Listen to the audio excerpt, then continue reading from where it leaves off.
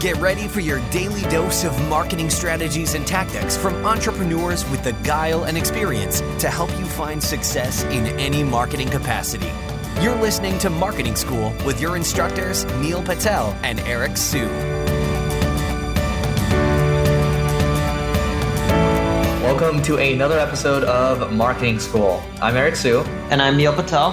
And today we're going to talk about why your SEO sucks and how to fix it. Neil, what are your thoughts? The biggest reason your SEO sucks is everyone believes that they can just install a plugin and that's it. Or they just believe that it's off-page SEO and on-page doesn't have that big of an impact. I mentioned this multiple times in the last week on Marketing School podcast. I did one URL change and then my ranking shot up by over 50%. That's just an on-page change. Point I'm trying to make is the reason most people's SEO suck is they focus on off-page because they feel it drives all the traffic, all the rankings, all the results, and no one focuses on the on-page stuff.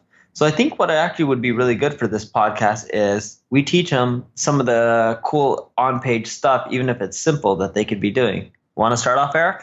Yep, I'll start off. So first and foremost with on-page, you want to do your keyword research. I know keyword research is looking at historical data. You can also, to kind of counteract that, you can also look at Google Trends as well to see how keywords are trending over time. But I do recommend using a tool like, you can use a tool like keywordtool.io. You can use the Google Keyword Planner, even though it's pulling from AdWords data, just to get an idea of how you want to craft your content, right? If you're going to do any type of content strategy, you should think about what goals you want to achieve, right? It doesn't necessarily mean you have to follow the keyword research to a T and be very robotic about it, but it does mean you should at least consider it and then, come up with different ideas surrounding these different themes. Bring your team into it as well. And as Neil said, when it comes to SEO, two things that matter the most, right? It's content and links. It's not one or the other. You have to have two.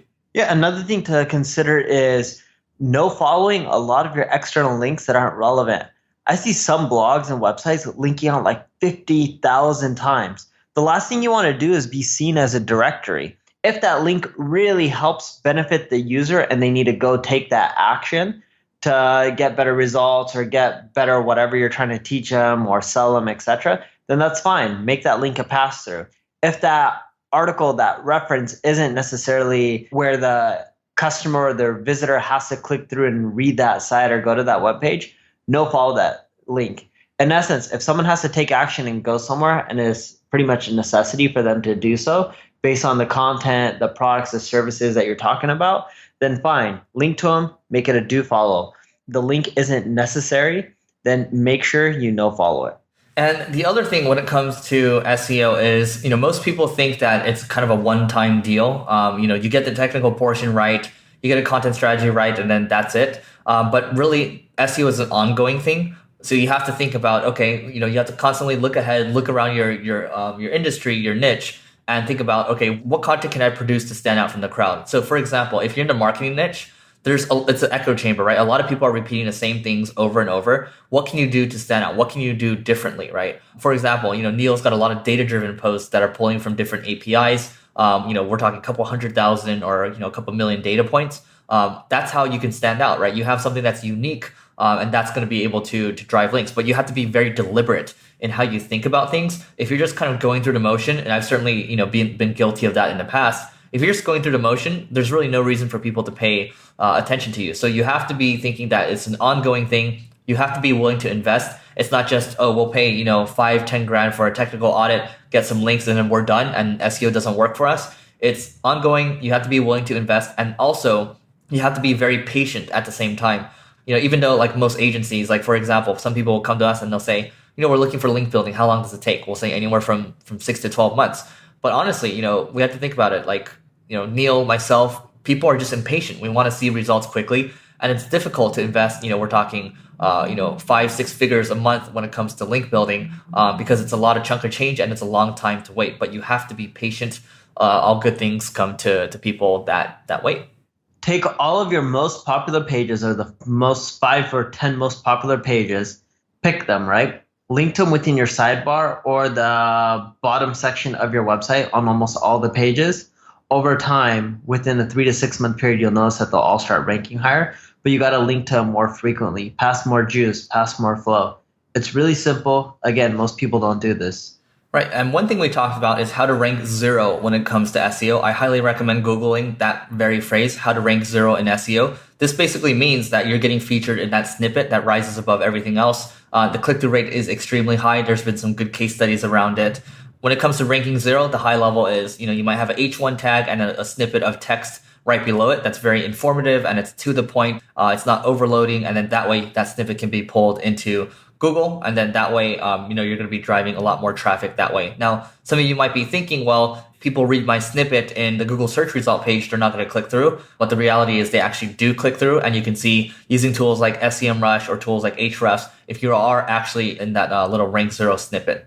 Yeah, another thing that you should do is continually fine-tune your title tags and meta description tags. Anytime you perform a Google search, you just don't click on the first result.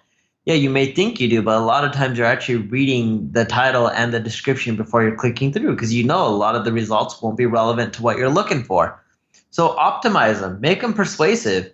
If you yourself aren't willing to click on your own listings, then other people won't either. Make sure they're persuasive. Google things like copyblogger headline formula or how to write magnetic headlines, right? Those are things you can Google, and it'll teach you how to make way more persuasive title tags as well as write better meta descriptions. Also read a lot of the books out there from David Ogilvy, one of the best copywriters out there. And he used to say, for every dollar you spend on advertising, 80 cents goes to the headline. And he's right. Spend time and energy making amazing headlines. You want to make sure that you have, for your images, you want to have your alt text, right? Alt tags, make sure that that's in there. You have a keyword in there. That way search engines can crawl it. Even though Google's getting a lot better with DeepMind and everything, we're still not quite there yet where they can figure out, what a video is or what a image is. But I should backtrack a little bit. They are getting a lot better with images, but still, you want to have that alt tag in there as of 2017. And start combining your pages. Even I make this mistake. A lot of times I'll write articles on like online marketing tools, and then I'll have 3 different articles that are on online marketing tools. And Google's eyes are like, well, you're trying to compete and rank for online marketing tools with all of these pages. They don't like that. They want one in-depth page versus many pages on the same exact topic. So start combining in 301 redirecting the weakest ones to the strongest page.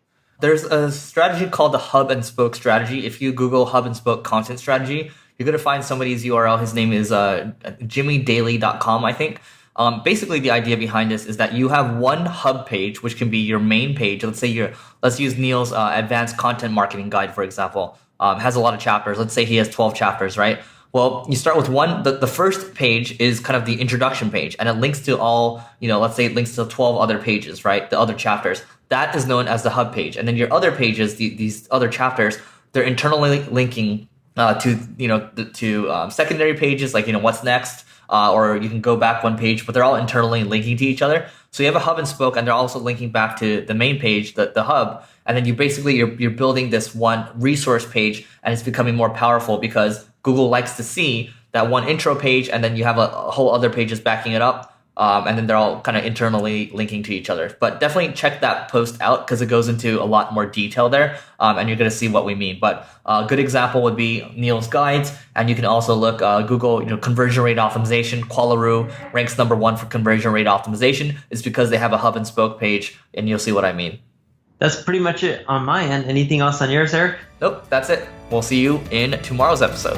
This session of Marketing School has come to a close. Be sure to subscribe for more daily marketing strategies and tactics to help you find the success you've always dreamed of. And don't forget to rate and review so we can continue to bring you the best daily content possible. We'll see you in class tomorrow, right here on Marketing School.